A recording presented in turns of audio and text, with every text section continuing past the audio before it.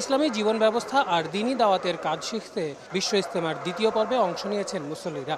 একসঙ্গে আদায় করেছেন জুমার নামাজ। পরিচালনা করেছেন মাওলানা সাদ কান্দলভির বড় ছেলে মাওলানা ইউসুফ বিন সাদ। বিশাল এই জামায়াতে যুক্ত হন আশপাশের এলাকার মুসল্লিরাও। সবার প্রার্থনা, ইসলামের শান্তির ছায়াতলে আসবে পুরো বিশ্ব। এছাড়া মহিমান্বিত লাইলাতুল বরাতে আল্লাহর নৈকট্য লাভের আশা ধর্মপ্রাণদের। আমি যখন ছোট তখন আমি আব্বার সাথে আমি আসতাম। হ্যাঁ, এখন ইনশাআল্লাহ আমার আব্বা মারা গেছে, আমি আসি কোনো ইজতেমা আমি ফেল করি না।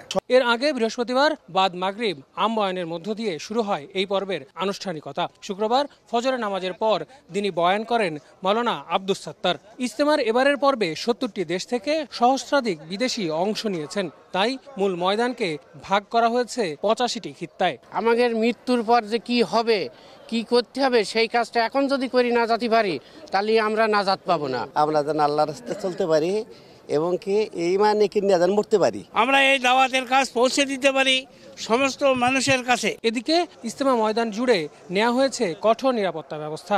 যে কোনো অপ্রীতিকর পরিস্থিতি মোকাবেলায় সজাগ আইন শৃঙ্খলা বাহিনী। আমরা পুলিশ সহ অন্যান্য বাহিনীর সদস্যরা সার্বক্ষণিক সতর্ক আছি এখানে আমরা তাদের নিরাপত্তা দেওয়ার জন্য।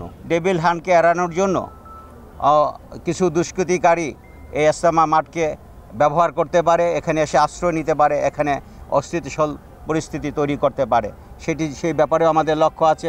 রোববার দুপুরে আখেরি মোনাজাতের মাধ্যমে শেষ হবে এবারের বিশ্ব ইজতেমা।